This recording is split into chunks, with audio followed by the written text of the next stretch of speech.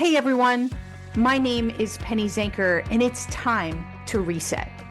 This podcast goes beyond just navigating change.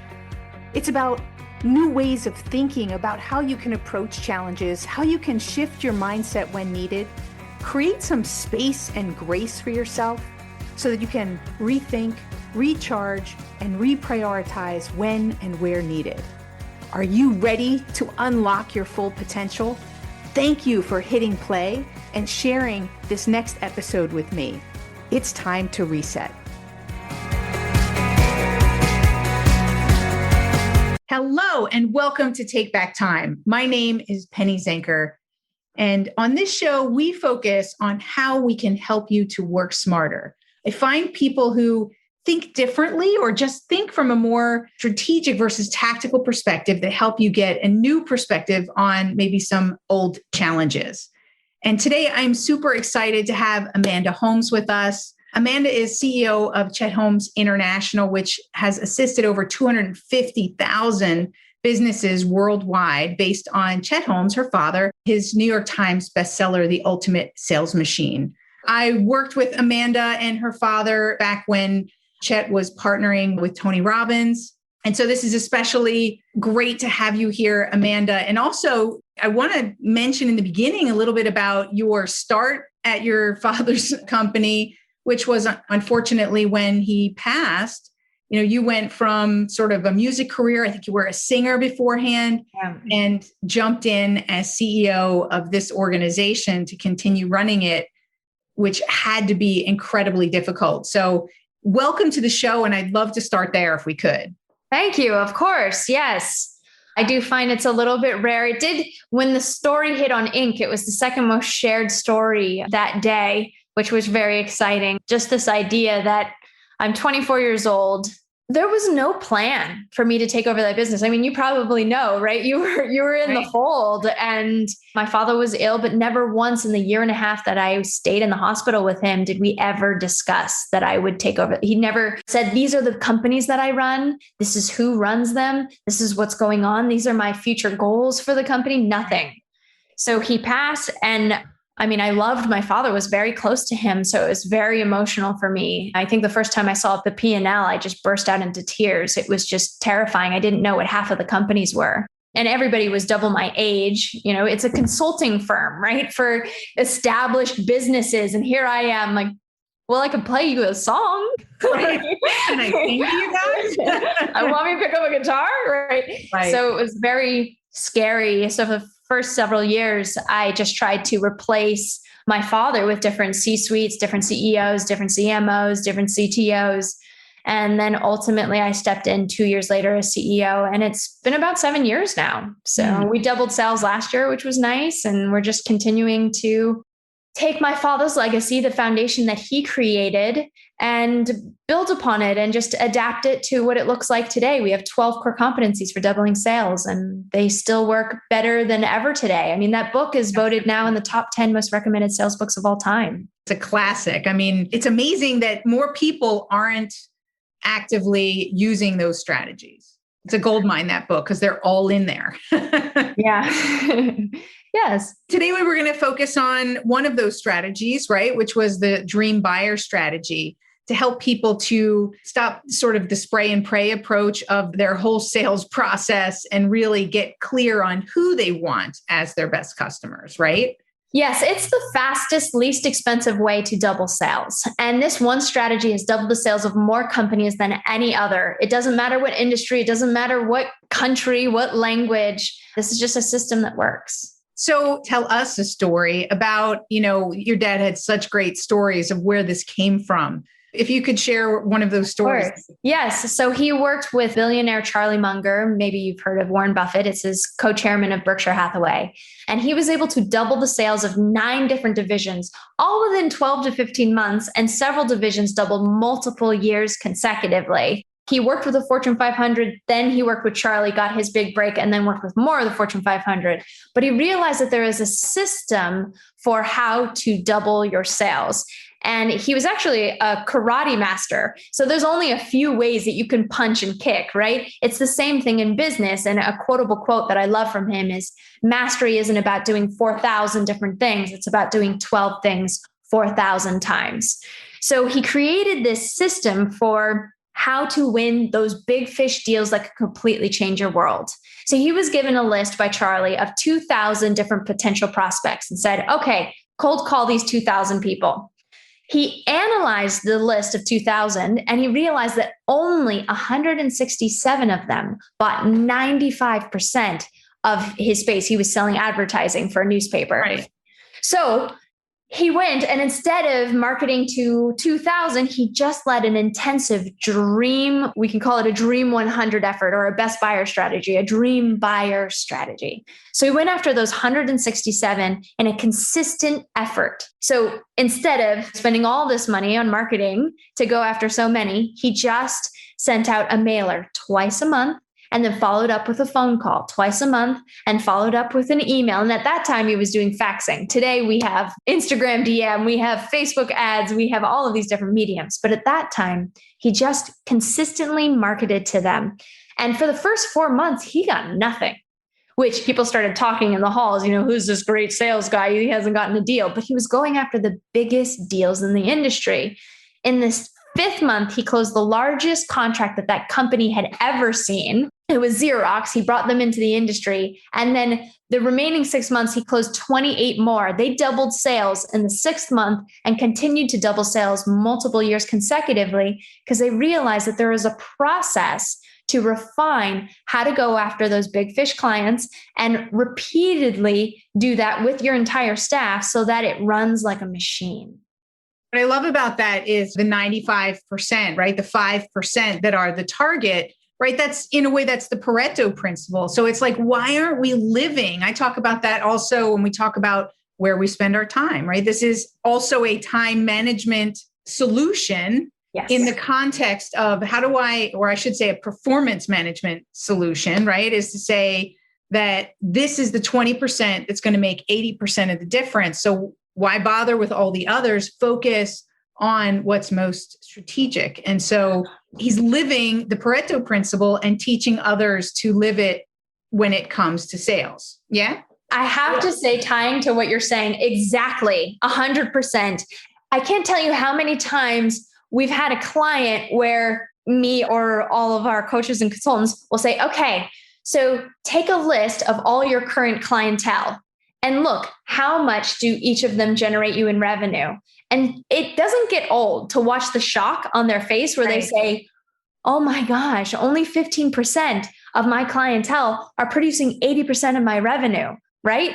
So the first thing we do with coaching, right, is to say, okay, then how do we just focus on them, right? This is all busy work. This is just taking up your time, energy, efficiency would be a completely different place if we just niched, right? And that being said, just to have people understand who are listening, this also becomes a really valuable communication tool to the organization, because I was in a completely different context working with inside as senior management in a market research company. And we were having to turn around a division that had been failing for years. And we had to do that analysis and find out that we had 3 accounts that were going to make the difference to us to stay and create something into the future. But nobody else in the organization could understand why we were focusing on this small subset. And they were upset, like, you've got to do something for these. So it became so easy to communicate that by doing the analysis and showing them,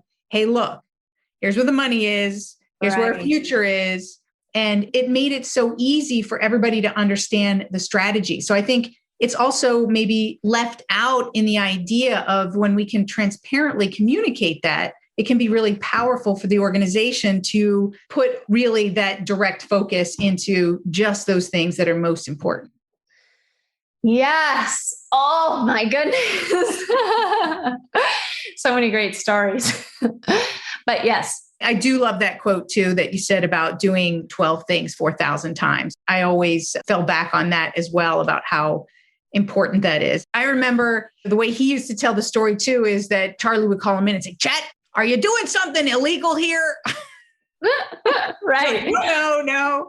Never seen anybody double sales 3 years in a row. Are you sure we're not lying, cheating, or stealing? Yeah. Right. Since you have this trend of talking about time management as well, I find it really interesting because inheriting the business, like I became a student of my father, right? I watched his training program every single day for 6 months straight. I read his book because I had never had the formal training, and Right. I run the company now as what he trained on, right? So I have the key impact areas in the business, and 1 hour a week, we meet on those things and we discuss those things, right? To make sure that we're perpetually improving. So that 1 hour a week formula of what are the 12 ways that you increase your business, you should meet on them and improve them just once a week, 1 hour a week, that commitment. So it's like, people listen, that's all it takes is 1 hour a week focused on the thing that's most important. Isn't it crazy that like that is the thing that they can't make time for? So, and the overwhelm, like I'd been spending quite a bit of time on Clubhouse for a while and just asking people, what's your question? And they'd say, I'm so overwhelmed with Clubhouse. I spend 6 hours here and I just don't, you can get, there's lots of rabbit holes with social. And so I just keep telling everybody, I understand that Clubhouse is important to my business and I do 1 hour a week of Clubhouse. I run a room, I moderate a room every Friday afternoon, 1 hour a week, so that I make sure that I'm doing that. And it's a part of my world and it's a consistent basis. And it just continues to bring me in business. And that's nice. It's not everything to my business. Right. So it's just something that I schedule 1 hour a week. Then I don't feel overwhelmed. I'm managing it. I'm being proactive. I'm managing expectations. It feels great. It even works with social, right? Can you do 1 hour a week on social? What is that commitment? Let's come back to the best buyer and that strategy. And let's talk a little bit more about what are the steps for people that this is maybe a new concept. Like, I get it. Okay. It's about defining who my best buyer is. I've defined avatars before. Let's talk about what's the difference between defining your avatar and who your ideal customer is and how you do that in this context. This is such a great point because people have learned, Russell Brunson's somebody that has put out the Dream 100 as a concept. I mean, he learned from my father, right? And has really grown it. They went from 0 to 100 million in 4 years, ClickFunnels. What a great success story of my father's concept, right? But the part that's been lost is the point. The point of this process is to go from, I never heard of this company, to, oh yes, I've heard of this company, to, I work with this company and I love them. I continually work with them and I send them lots of clients, right? So at first, people thought that the Dream 100 or the best buyer strategy was something where you send them direct mail. And if you send them direct mail, you're going to get this client. Right. But what was lost is all of these millennials, my generation came in and said, okay, direct mail. Wow, this is a foreign concept because it does break through the clutter, right? Your average prospect is looking at 3,000 different commercial messages every single day. They overwhelmed with information. So to be able to break through the clutter is great if you have some really fun, like a flashlight, and the letter says, are you shining the light on this problem that's facing you in your business? It's clever, right? It actually gets the attention rather than a cold email. Yeah. But what was missing was a follow-up. They thought that they were just supposed to send this out and then people would respond to them. No, it needs to be a follow-up with maybe picking up the phone and dialing them and trying to get their appointment. Oh, did you get my mailer? Did you see that flashlight? I have a really great education for you on the 3 things you need to know that's putting businesses like yours out of business, right? Right. It's the follow-up. It's the follow-up. It's the follow-up, right? I mean, people in sales, I think they should know that by now. Right. So I guess the point being that the whole process, there is just a step-by-step process on how to win those big deals. And it's a formula and you critique it and you make it better and you make it better. So the first step being, who is your dream buyer?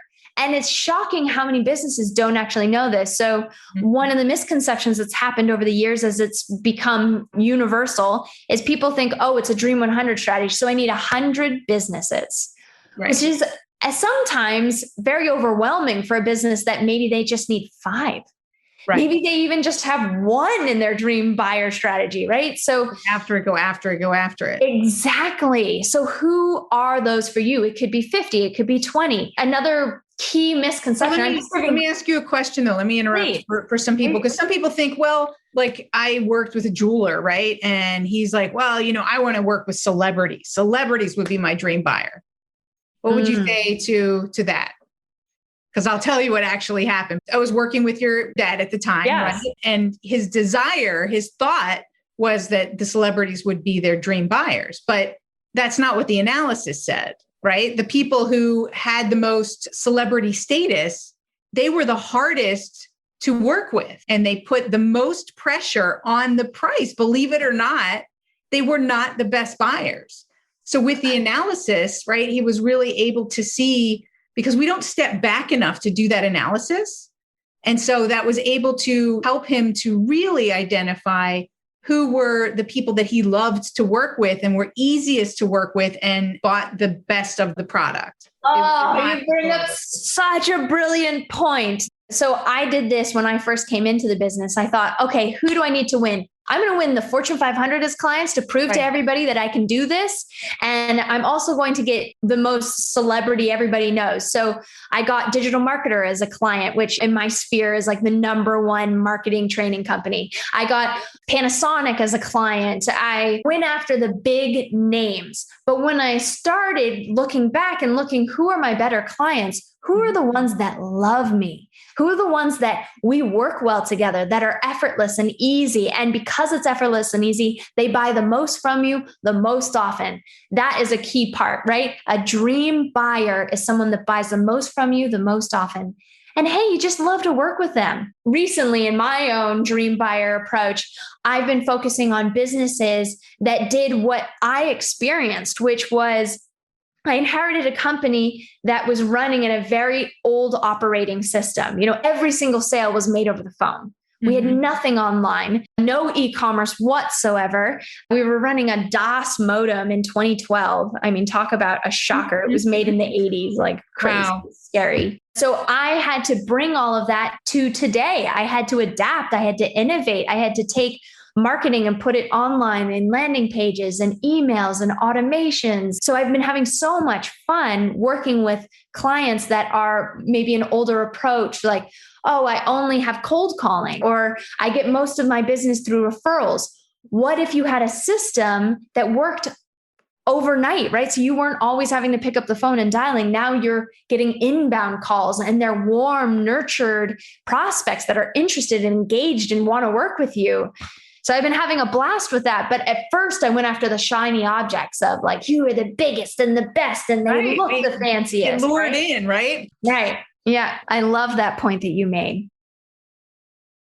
So we've talked about identifying the best buyer. You talked about sending some things via post, which can make you stand out a little bit. How do you bring that then to social media, right? So let's say the person isn't responding and you want to have those multiple touch points and whatnot. You've had some great successes and interesting stories over social media. What are some ideas of how people could put this strategy into practice and use those channels? Yes.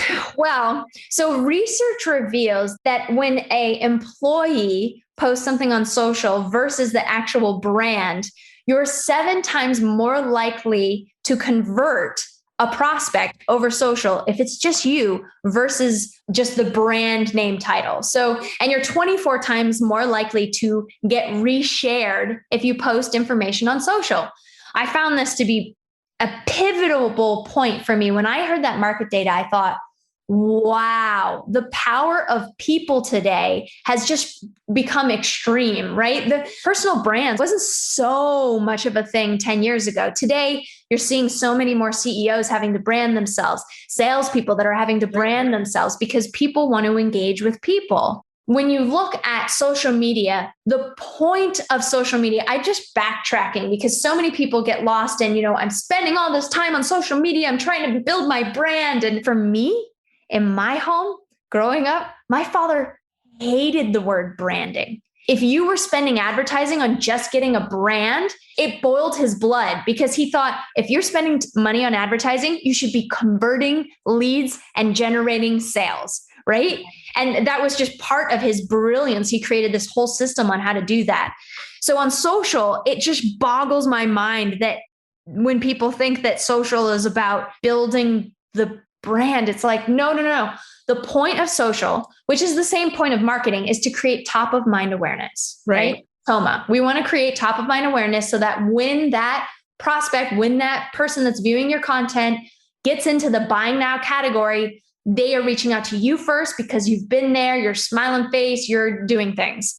The next point is what a great way to get the attention of your prospect. So 10 years ago, we had 7 on average. The average marketer was on 7 different marketing mediums.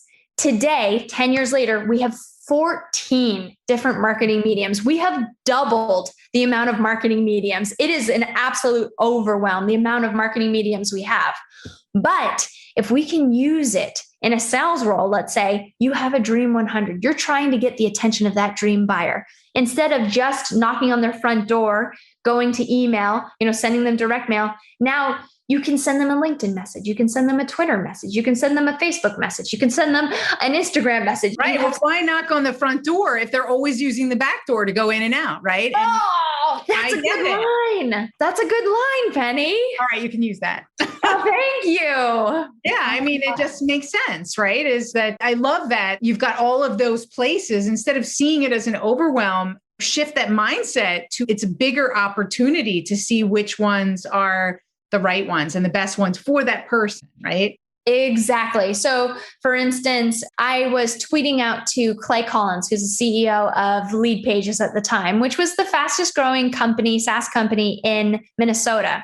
So it was a fairly large organization. If I had tried to cold call, if I had tried to email, it just would have been lost in the fray. Right. But he spends a lot of time on Twitter. So I had been watching his tweets. I've been tweeting along with them, commenting on them. So I got into his periphery. He started to kind of see bits of comments here or there. And then I ran a virtual event where I reached over 5 million entrepreneurs with my virtual event through all of my promotions. And I tweeted him and I said, I have a virtual event coming up. We're going to reach 5 million entrepreneurs. I would love to talk to you about being involved. Got 20 minutes. Within the hour, I heard back from him. Yes, what's the next step?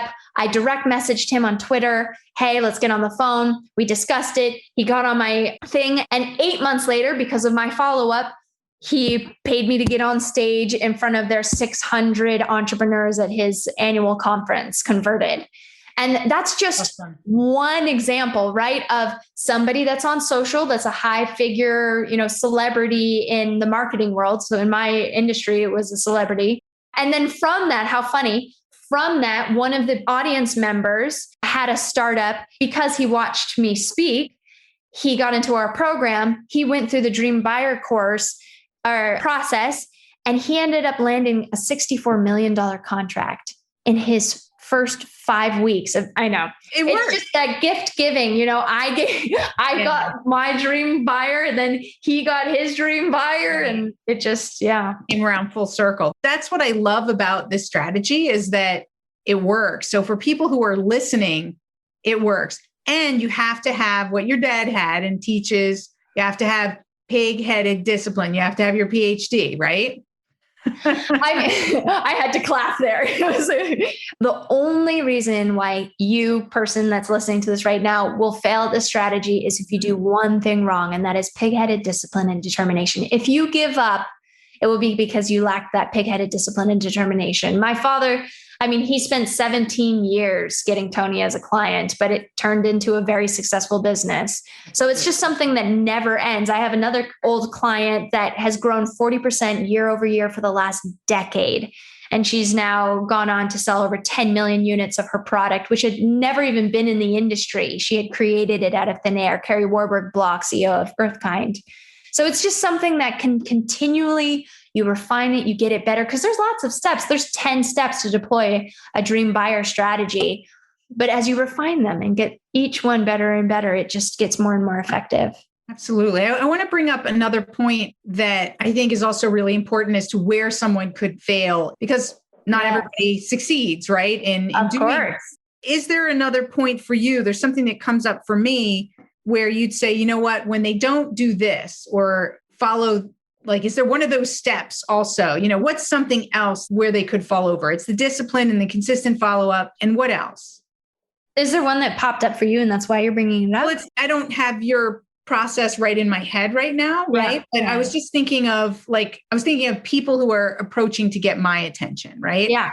And so like over LinkedIn, you get these like stuff that comes out at you, right? And so I think, and what I like then to hear your opinion on this and where this fits into that process, it has to be relevant. If you're going to stalk somebody, I mean, so to speak, right? If you're going to really want to be in somebody's sphere and you're going to want them to notice you, you're going to have to be relevant. You're going to have to add value. You're going to have to know what value is to that person. And I think that's a huge area where people fail, is they just talk about themselves and think about themselves, and they'll write like this really long thing with all of these videos. And I'm like, I'm not going to look at that. Like, thank you for sending me 2 pages of whatever, but I'm not interested. So what would you say to that whole relevancy, value, to that point? I 100% agree with you. It's step number 3, building the value. So if let's say that you send out, I didn't have on my mind which step. So there you go. So let's say that you send out messages to 100 people on LinkedIn. Roughly, research reveals that roughly around 3% of those are in that buying now category. So if you're saying, hey, I'd like to talk to you about my service. Hey, I provide coaching services. Only 3 out of those 100 will be interested in that buying now. And then of those 3, they're looking at competitors as well, right? So they're not just looking at you, they're doing their research. So it's very difficult if all you're asking, if you're providing is saying, let's talk about my service, me. You're missing out on 90% of that buyer's pyramid. So we teach this, chapter 4 of the Ultimate Sales Machine. You can get it for free online on my website, whatever. That buyer's pyramid, 3% are interested in buying now. If you think of a triangle, if you draw a triangle, you draw a little line at the 3% of the tip of that triangle, that's the buying now. Then another line at around 7% of that triangle, they're open to it, right? They're maybe not buying right this second, but they're in this sphere, they're doing their research. Another 30%, so you do another line, are not thinking about it. And then another 30% think they're not interested. And then the last 30% are definitely not interested. So if you create some kind of call to action that is educational, that talks to them about what's keeping them up at night, what are they having meetings about that day that you could talk to that will educate them and bring them into the, oh yeah, I'm actually interested in what you have to say, brings them up through that buyer's pyramid so that they get to that buying now category. That is a huge part of the dream buyer strategy, is that messaging, so that it is educational, so that it grabs them. I can give some examples of that too. Well, I think what would be good, because I like to keep these short and we want people to be able to find out. So where could they go to find out more about the process for the best buyer? Yes, I would recommend going to ultimatesalesmachine.com, the name of the book. That will take you to a 3-part series, a free video series that will teach our 1 hour a week formula and how to double your sales. So it'll have 3 different videos. One is about the dream buyer strategy. Another one is about how to get 9 times more impact from every move you make. That's the messaging piece. And another one on hiring sales superstars. That would be a great place, ultimatesalesmachine.com. Okay, fantastic. We'll put that in the notes. So before we wrap up, I just want to ask you a couple of different questions that I ask a lot of different people that I'm interviewing. Yes. So first of all, I'm interested, especially because you come from a very creative side. So this business thing is on top of this, creative spirit that you are, right? Yes. So how do you define productivity and why? To me, productivity is, I think a crucial part is creating an efficient schedule that gets you the results in an effortless and easy way where you're proactive versus reactive. I also ask, and I like to know about apps that you think, because people, a lot of times they love tools, right? It's not all about the tools, but people like to know if you had your phone and it was erased and you had to add things back outside of your schedule and your email and those basic apps, what would be the first thing that you add back that brings you the greatest amount of productivity? You mean apps that help me with productivity?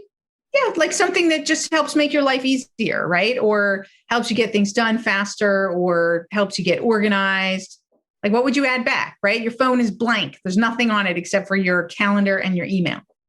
What are you going to add back? I'm sorry, I can't answer your question because I feel that the apps usually deter me away. But the thing that I do, which I feel should be an app, is my father's 6 steps to time management secrets of billionaires. So that is the one thing that I do outside of my phone. Every morning, I actually take out a piece of paper and I write down this whole process on how to schedule my day, adding in being proactive versus reactive time. And it increases my productivity by 500% easy.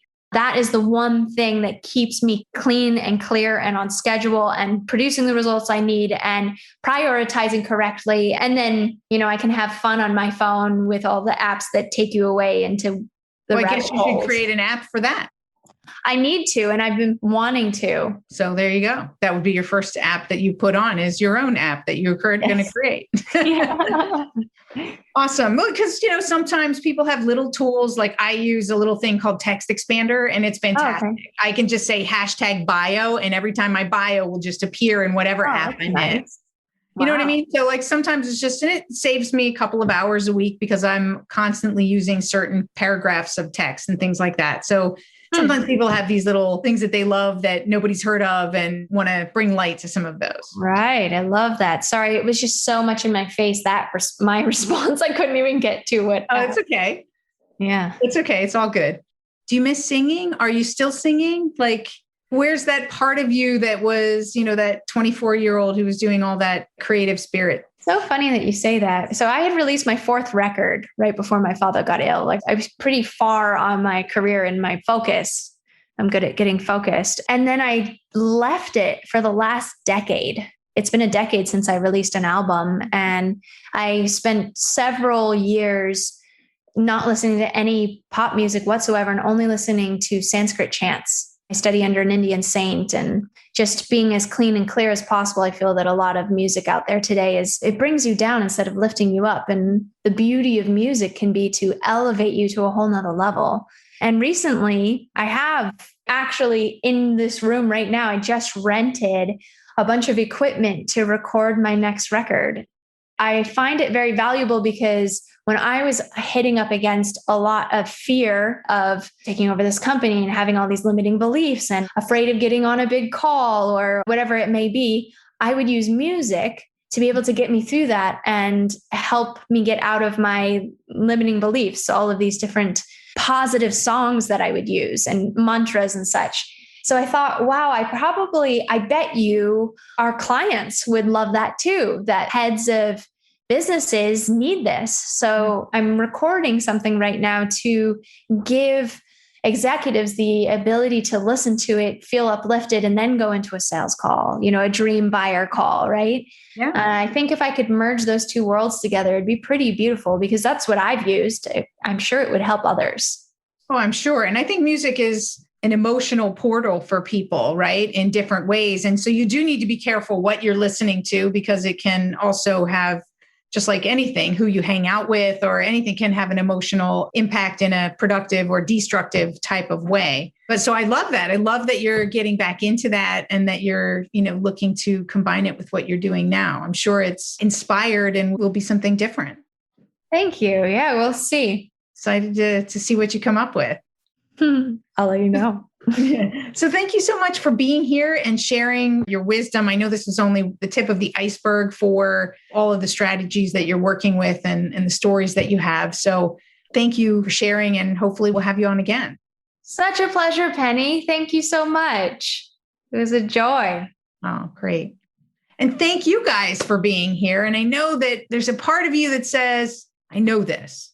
And I want you to throw that part out and I want you to listen to this again, because if you're not getting the results, then you don't know this, you're not doing this. So, everything that we talked about here are strategies that are tried and true that will help you to work smarter, to live the Pareto principle. And I think that's a lot of what I talk about. A lot of what this podcast is about helping you to live the 20%, is to understand in every area of your life where you can find that 20%.